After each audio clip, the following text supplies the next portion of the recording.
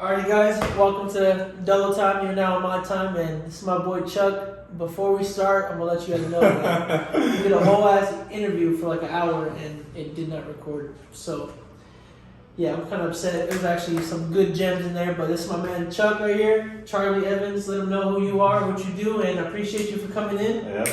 I should be a little bit more calm this time. Well, like you said, thank you, Dello. I'm Charlie Evans. I was born and raised here in Covina. We went to high school together. I think he was my first friend. He probably felt sorry for the loner kid hanging out in PE. He's a quiet guy. But I mean, in school he was quiet, but when he was playing basketball, everyone was like talking about like, oh, this guy Charlie. Everyone was like, oh, he went to Padilla with us and he disappeared. He went somewhere else. But yeah, it was basketball. Dude's one of the hardest working guys I know. Had us working 5 a.m. to get better. I mean, I did not want to wake up and go work out. I was probably one of the people that didn't go to his workouts. Kevin and Mundo were like the ones that were there religiously, and they got better. And I feel like could have got better too as well, but it is what it is. But this dude's been working hard ever since I met him, and I appreciate him for coming in, and he's gonna let us know what he does. Like I said, on Wednesday I wanted to. I'm looking into getting a house with my girlfriend and her brother. So hopefully he's gonna give us and give you guys some advice what to do for renting or buying a house. So my biggest question is, what do you do? Well, I'm a mortgage broker, and essentially what a mortgage broker is, just to keep it simple, you are the middleman in a real estate transaction. So the borrower, the client, when they need a mortgage, they call you, and then you help them shop their rate to different lenders or investors to help them get them the best deal. And then the best deal is in the best loan, the best cheaper price? Yes, cheaper. I mean, essentially, you don't ever want to go to a bank to get your home mortgage, because if you go to a broker, it's faster, cheaper, and we can give you more options. And then why is that? Does the bank try to own the house, or what? No, how it works is, so let's say you go to Wells Fargo and you be like, Wells, I'm trying to get a mortgage. So then what Wells can offer you is what they offer. So let's say this sometimes they want to give you 6%. So Wells give you 6%, and that's all they can offer you.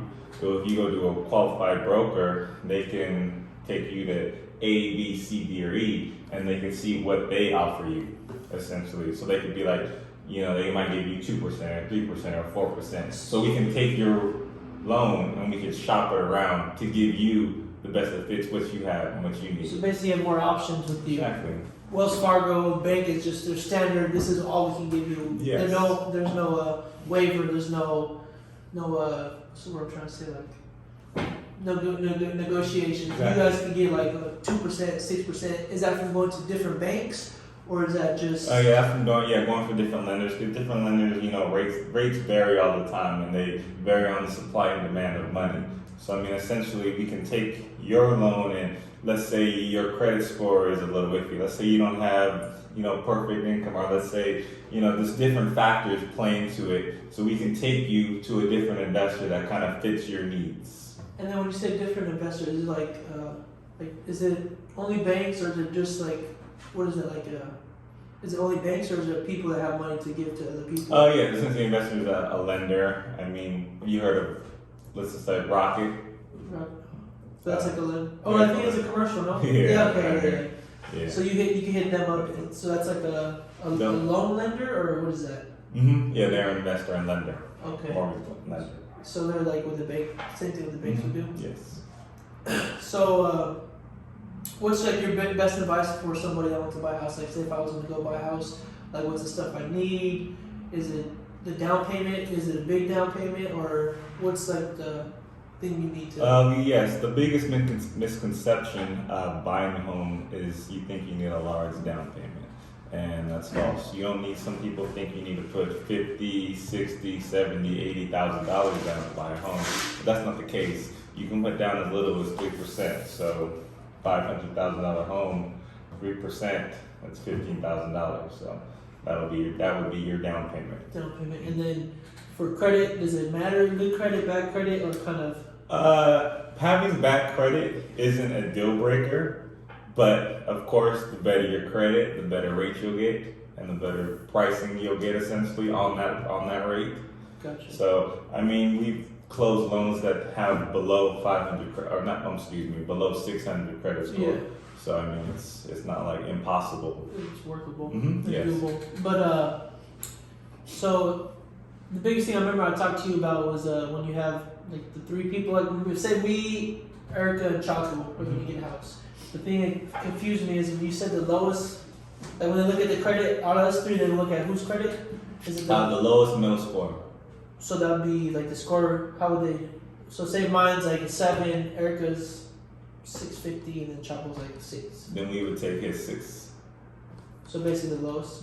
The lowest out of you, whoever's on the loan, we would take the lowest middle score of that borrower. Why is that? Just because, or That's just requirements. would that affect the whole process? That means whatever you guys qualify for, the pricing will be based off that credit score. Gotcha. So now, since let's say if it was just, let's say you and Erica had 800 credit scores, and her brother, let's just say his isn't as high as your guys', so we'd have to take his. But if you take him off the loan, then we would take the lower of both you guys. So if it's just one person, they have to take that. They can't. So if it's just me, they have to take what I have offered. Yeah. That's weird. Why don't they just take the highest? Make it easy for everybody. They don't want to make it easy for you. Try to make it hard. But so for like a broker, so you guys are basically like there to save people money, or like what do you guys like actually do for me in a sense? How would you? So if I was trying to buy a house, like how would you help me? We're here to make your life easier, right? We're here to simplify the process and make it as easy and for the borrower as possible to be a homeowner. Gotcha. Mm-hmm. And then, so say if you have to give me advice, or like if I wanted to buy a house or rent a house, which one would you prefer? Like, would you say buy a house, rent a house, or? That's purely opinionated. I would say if you're ready, if you believe you are ready to go buy a house, then I would strongly suggest to buy it. I mean, you don't want to put yourself in a financial burden, though, if you're not ready. So what you want to do to see if you're ready to buy a house is you want to review your finances. That's your income, your debt, and your savings. So you want to look at how much you make monthly, how much you make annually. Then you want to look at your debt, and then, your savings, and see if you have your down payment ready if you're a serious buyer. And for your down payment, you can use investment accounts. Okay. For you investors. So if you invest into something, you can pull that out. Yes. Yeah. Let's say you have a Maryland's account or a TD Ameritrade account. You can use that to qualify, but you have to liquidate it. Okay. And then for your debt, then your debt isn't like gym, car insurance, Disney Plus accounts. It's credit cards and loans. So student loans, car loans. So you want to pay those down, pay them off. First. Exactly. And then if you have like a lot of debt, then would it be like you can't get a house? Is it impossible, or how's that going? No. Let's say you make a ton of money and you have a lot of debt. Yeah. It all depends on it all depends on your DTI, your debt to income ratio. So it's basically how much you make. Mm-hmm. So if you're not making enough, you see that your credit cards are maxed, then you're like your chances are kind of like slim. Exactly. Like let's say you have $200 payment on Macy's, $300 payment on Nordstrom's, $500 payment on Amazon. You part payment $2,000 if you want to ride around in a Rolls Royce or something like that. But you're making, you're not that much money, so it's gonna, you want to make sure your DTI is in line. And then, so for advice, like what would you give me for advice, like to go, like to buy a house? What would you say, like the biggest thing is to be prepared, or? Yeah, the biggest thing I would say is you want to be prepared. I mean, you want to have all your finances ready, and as far as essentially you want to be prepared. And so when you check all your things, you kind of have a better idea of like, okay, like I think I'm ready to do this now, as opposed to you just kind of walking into a real estate agent's office or saying, well, I think I'm ready to buy a home, and then he asks you how much do you make or how much and then if you're ready, you have all that in hand ready. So okay, so let us know. It's like what do we need in hand then? Oh, as far as, so I would have, so if you're ready, so you want to get pre-qualified, so you essentially want to get pre-qualified, Yeah. checked all that. So I would get 30 days worth of pay stubs, your last 2 year W-2s, so this year would be 2020 and 2019. Okay. And then if you have your down payment, then 2 bank statements, 2 months bank statements of your down payment. And then does it hurt you, say, if you have if you can get your pay stubs, but if it's not from the same job, like if you were with the job, does that hurt you? Like, you know how people look at how long have you been with the company? Yeah, does that hurt you? In a sense, or? No, standard procedure is 2 years. So as long as you have 2 years worth of the job, we can verify, and 2 years worth of income. It doesn't matter if you like job here, job there, job there. As long as you've been working that whole time, Okay. and we can verify that. So let's say you work somewhere for 6 months, then we would need that income, and you would probably get a W, if it's a wage earner, you would get a W-2 for them. Gotcha. So then we would need that one. Let's say you work somewhere else for the 8 months after, we would need, W-2s from there, and then. So if you get the W-2s, how come you need the pay stubs? Because wouldn't the W-2 just tell you already how much you're making? Not necessarily, the pay stubs will show how much you're making right after now. taxes. Is it after taxes? How much you're making like right now. Okay. Like we want to see what you made in the last 30 days. Okay, gotcha. Yeah, that's what shows on the Not pay the stub. whole year. And the year to date. Gotcha. Mm-hmm. And then, so we can talk about your company. What's your company right here that you're promoting? Evans Financial Network. We started 30 years ago. Of course, I wasn't born yet. Wasn't thought of yet. Wasn't thought of yet. It's my dad's company. He's been doing loans for about 30 years now. I've been working with him for a while now, maybe 3-4 years. I would kind of help him out, and then officially after I graduated, so this is going on 2 years now. 2 years. I do a little bit of everything in the office as far as talk to the customers, process the deals, try to get the deals, and do a lot of the marketing. So, how is it working with your pops and your brother? Is it fun? Is there times where you kind of butt heads? Because for me, when I worked with my brother, shout out my brother AJ, when I worked with him at Starbucks, man, we would butt heads. Nah, we butt heads. You know how when we lived together, we butt heads. But I mean, I miss that fool. But yeah, so how was that like with being with your family? I love it. I mean, I love my family. I love being with them. My brother would probably think I'm a little weirdo because I don't know, like when I'm kind of just when I do stuff when I'm animated on work where I'm just feeling good and I get excited about. I know it's weird, get excited about work, and I get excited when things are flowing. So I don't know, I just I get a little amped up, so I be doing crazy things when I'm doing and he kind of just laughs at me. So I mean, yeah, man, I love it. It's a good time. So what would you say like the toughest thing for you guys? Like what's like the hardest in your field? Like what is like the challenges or something like that? Just knowing how to deal with customers, really.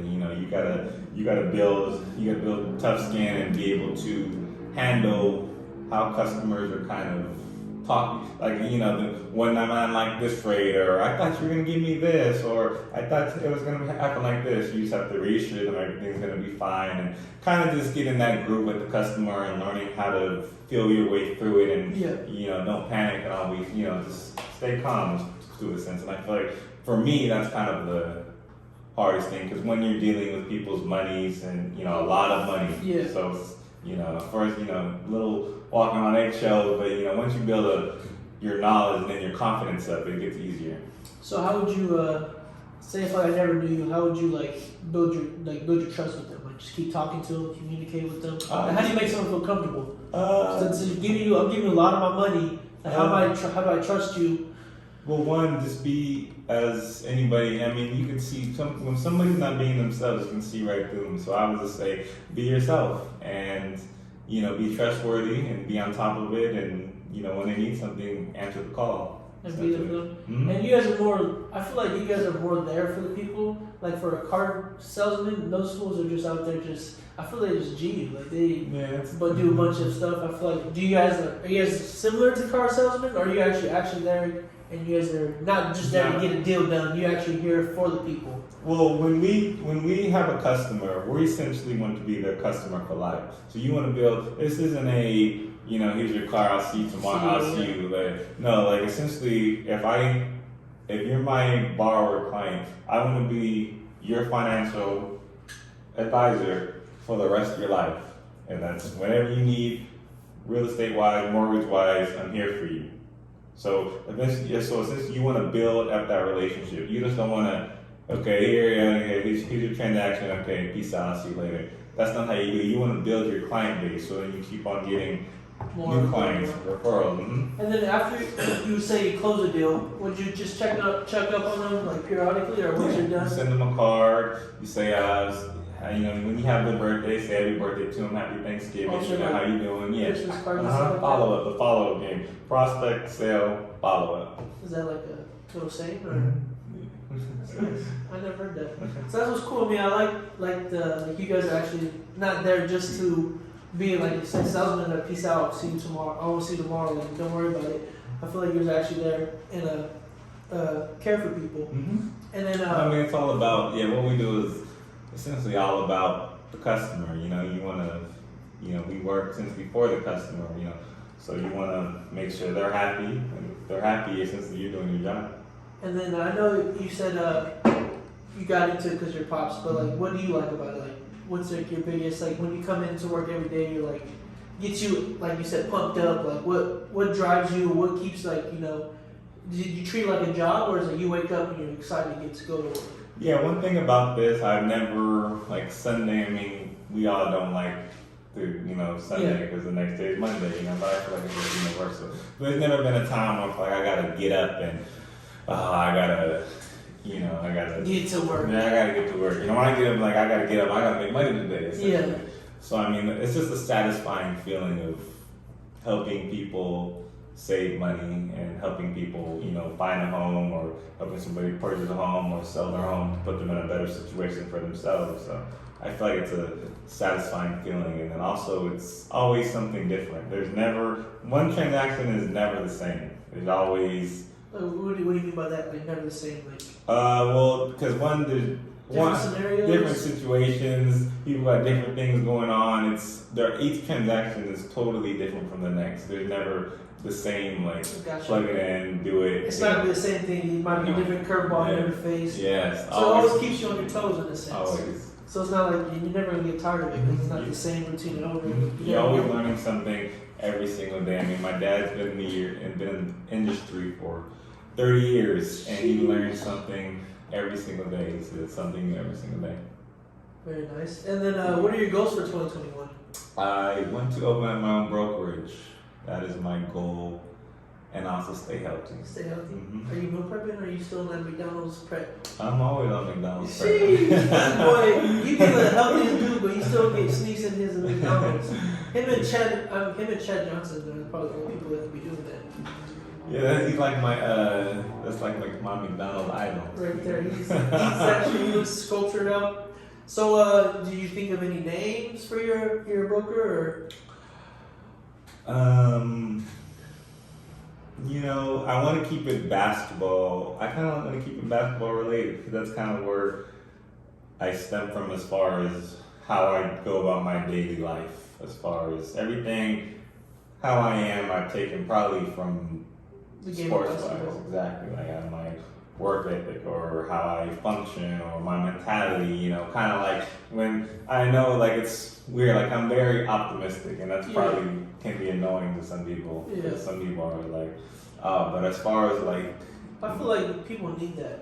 If you're always out, someone's gonna be so down on themselves. It's like you have to be optimistic. Yeah. You always have to feel like everything's gonna be okay, and it is eventually. Maybe not at the right moment, but eventually it's gonna get better. Yeah. But my bad for cutting you off. No, you're good. So you said basketball oriented. Are you gonna try to like work with basketball players? Maybe like do that, like sell houses to like athletes, or is That it would just be, yeah, that would be like if to steer your. I mean, what's that as styles anyway? Everybody Yeah. essentially.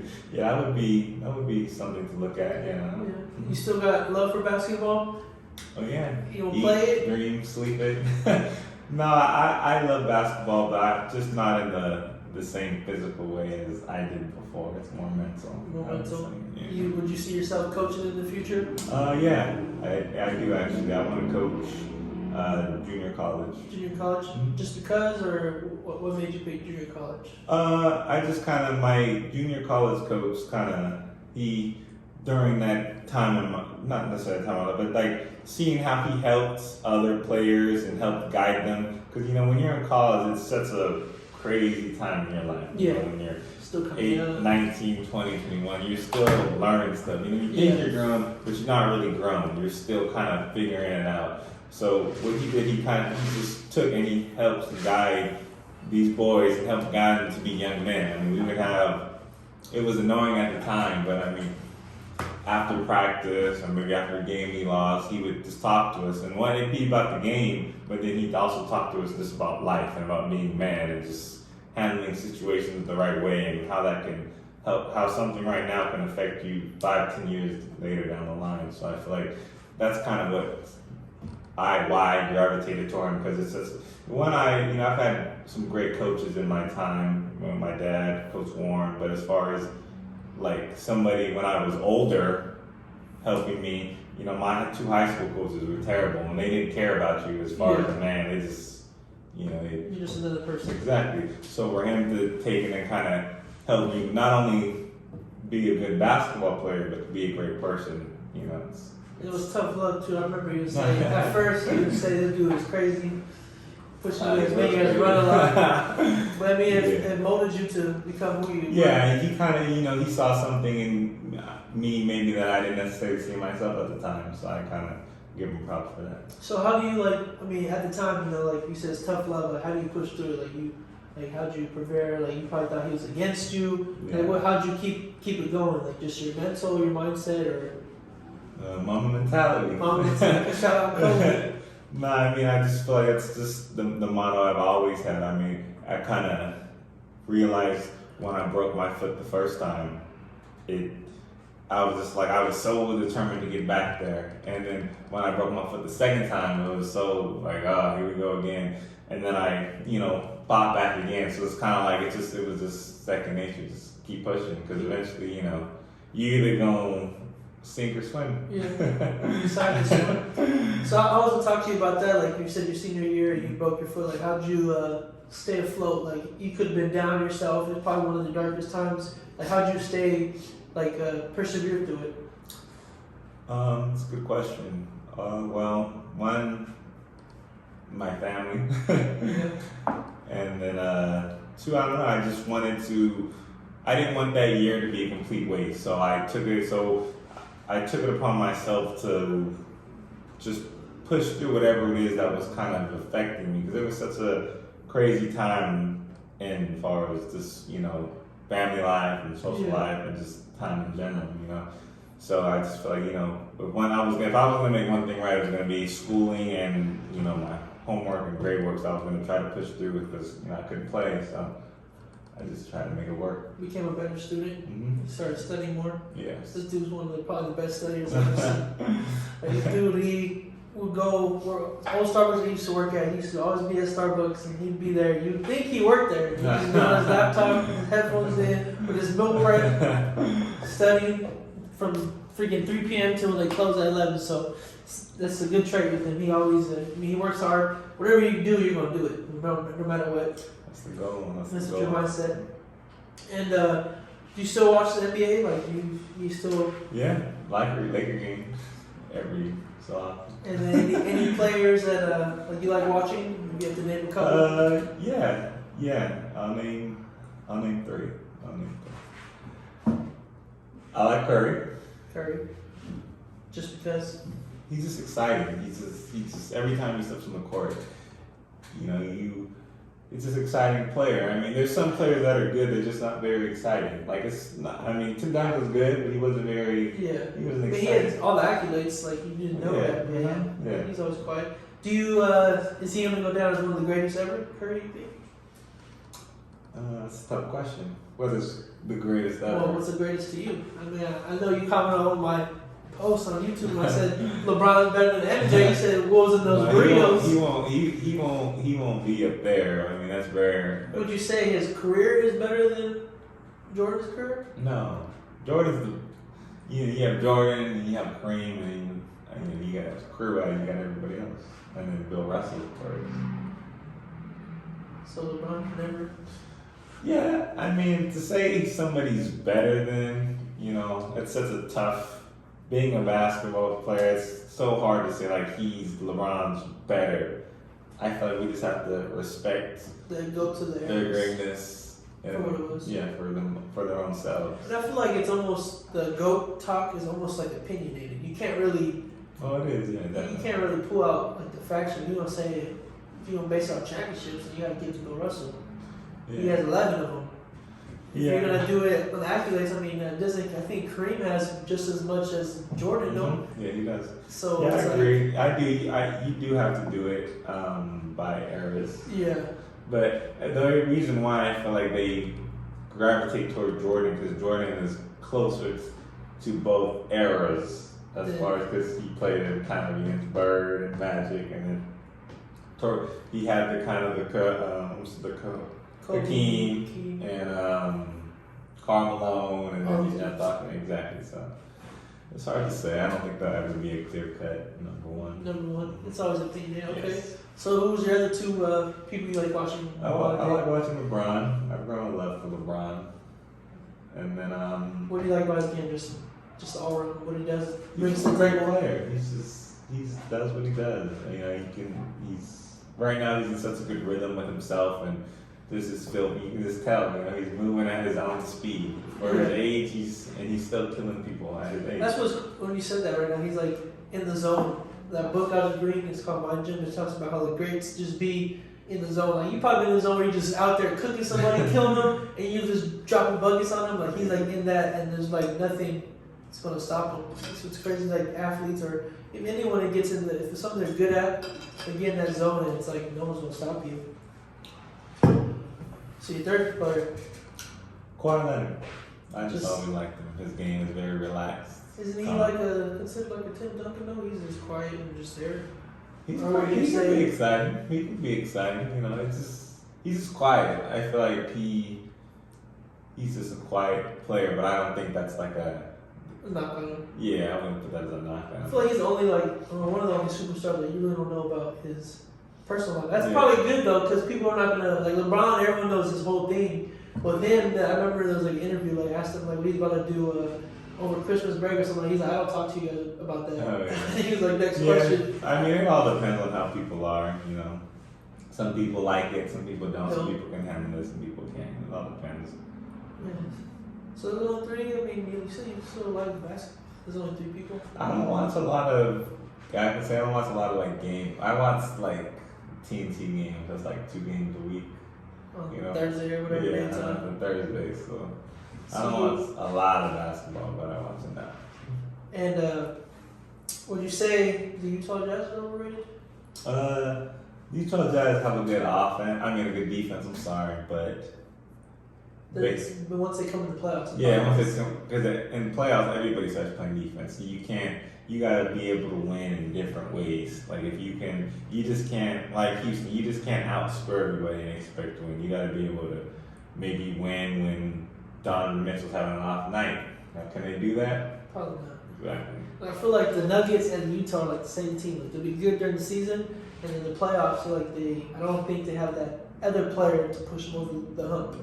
Like they Well- can't match up. I guess matchups don't. The match with the Lakers or matchup they Yeah, but probably I mean, it's don't kind of have. like when you go into a team like the Lakers and you have Anthony Davis. Well, this last year we forgot that you have Anthony Davis, and Lakers were big last year. So when they played against Denver, what is Denver based on? How does Denver offense work around Jokic?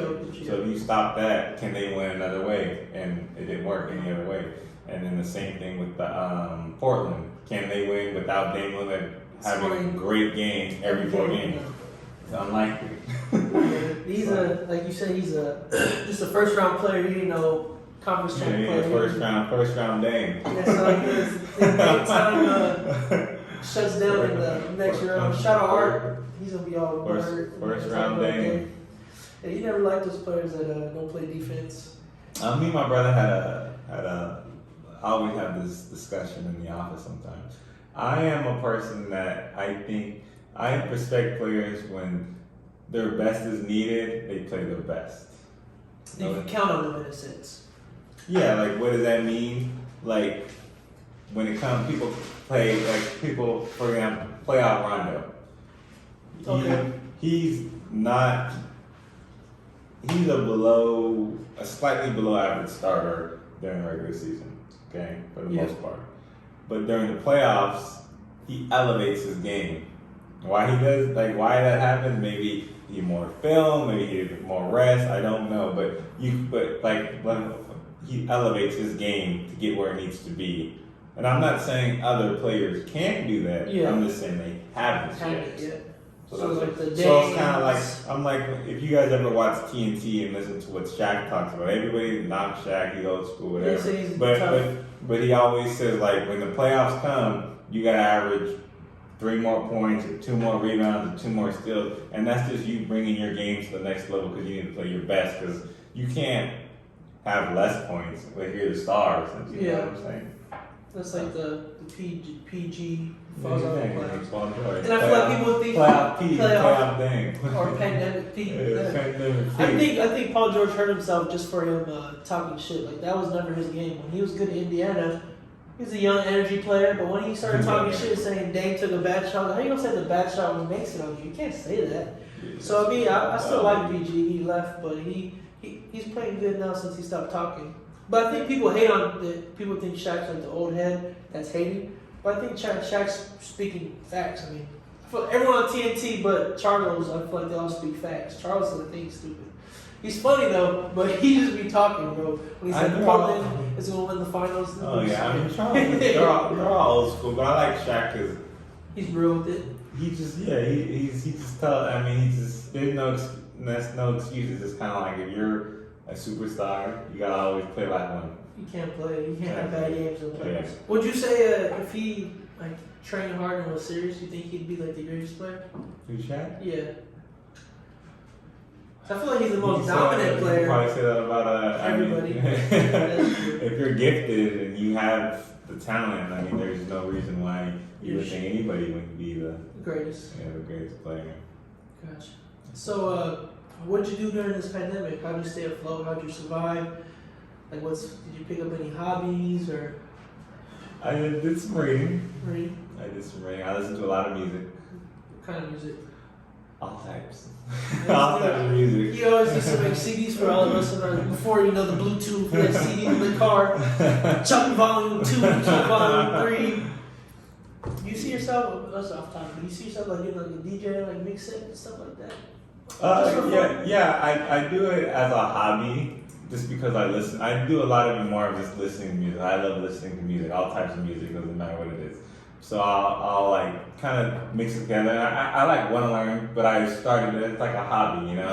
I don't necessarily. It's not gonna be a career. Exactly, but I like it. Yeah, I want to. And now that I like do it, I want to get good at it. It's like a. That's what anything you do is like. I can't. Like now I can't. This sucks. So I gotta like.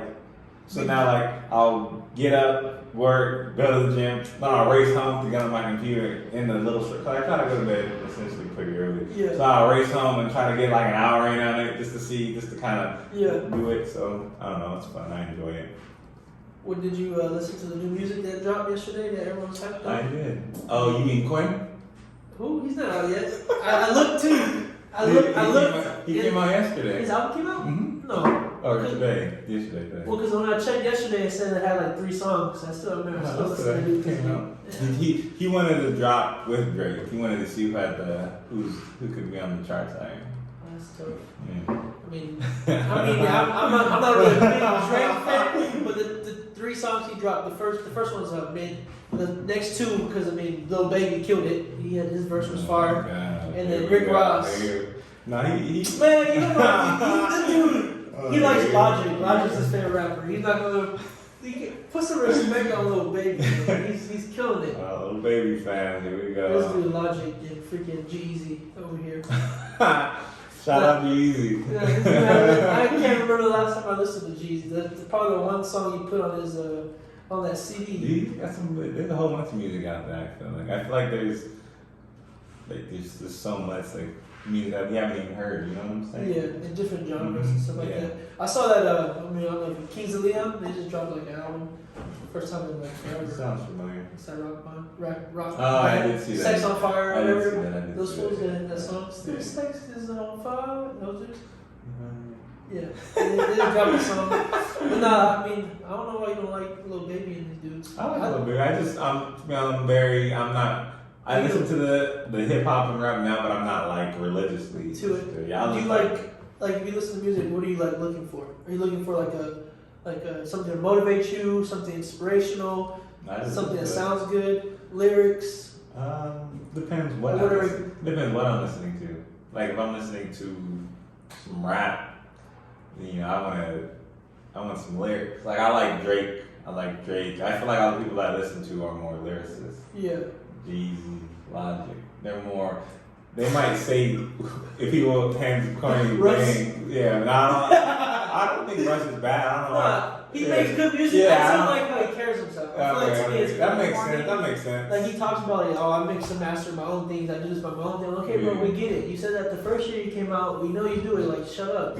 Or when he's like wearing a shirt, drugs are bad. Like, bro. Yeah, when he wore that, everybody. Yeah, this dude is being cornball. I mean, he makes good music, but to me, it's like I just don't like the corny stuff. Yeah, like Russ. I mean, I don't really listen to him. I don't think he's bad. Yeah, no, I think he's good, and everyone's on that hate Russ train. I just think he does make good music. I just don't like his personality, I guess you could say. Yeah, I'm not like one of those old farts that like, hip hop today sucks. Yeah. I just don't. I like J. Cole. You know, I'm used to that. Yeah. Okay, you know what I'm saying? Yeah, So. Kick him. Yeah, Kick him. I'm like Ludacris. Yeah, E40. Man, but makes you feel old. yeah, for real. Time I want to go. Ghost Rider with E40. Sounds like a little youngin. Remember when we went to that McDonald's or whatever, when we went to the park after the game? Which one? After a basketball game? Yeah, and we were like blasting music. At Turtle Park? It might have been It was one of those parks. I don't know. We did some bad shit. I was a good kid. I never got in trouble. I remember we used to throw food at each other with the cars when we drive by and shit. You know, throwing milkshake and stuff. I must have been you guys' senior year. I wasn't involved in that. He left us. That boy, he went to go get a ring real quick. Shout out Bosco. Woo. And they still, this coach is actually a David coach, huh? I don't know what's going on with the basketball team. I think. Last time I heard, a bunch of coaches left. Mm-hmm. Some of that dude at Roland, was that Gomora? Something like that. I'm not. The short dude? Honestly, I haven't, I don't even know about high Is school. Chase still playing ball? He was playing at Chafee this past year. They didn't have a season this year. Did that affect his playing time? You know how it's like the 2 year? Oh no, I think everybody, all colleges, they all get their 3 year. Gotcha. And then to end it off, what would you tell younger Charlie? You know, like let's say 2013 Charlie, or like what's the best advice you would give yourself? The best advice. Yeah. Don't go to the gym, 24-hour fitness on a Sunday afternoon.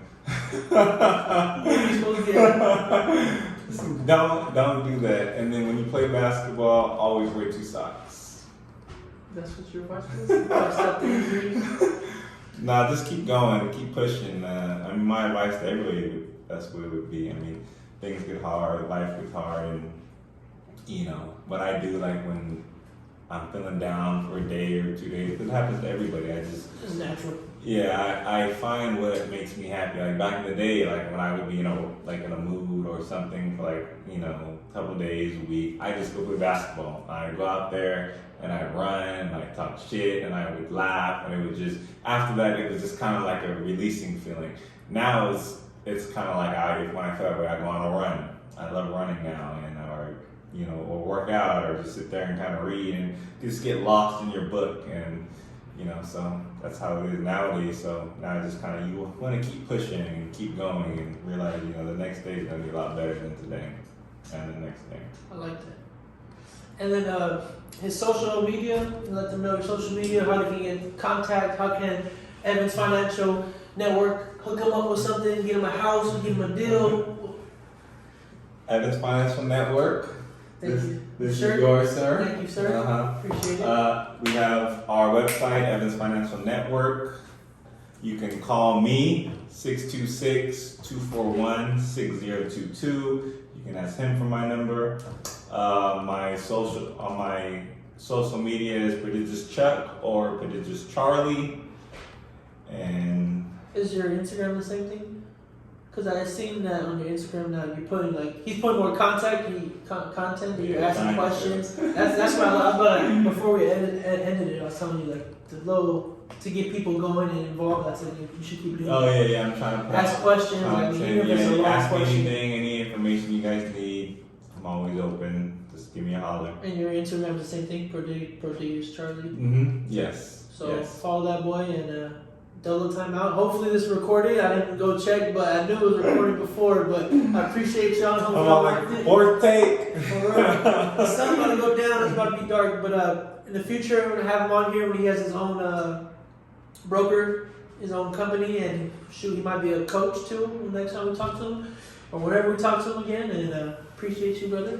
Thank you. Thank you, my guy. I hope I wasn't too nervous this time. Nah, he killed it both times. And that was my fault. I can't believe I did that. Double time out, man.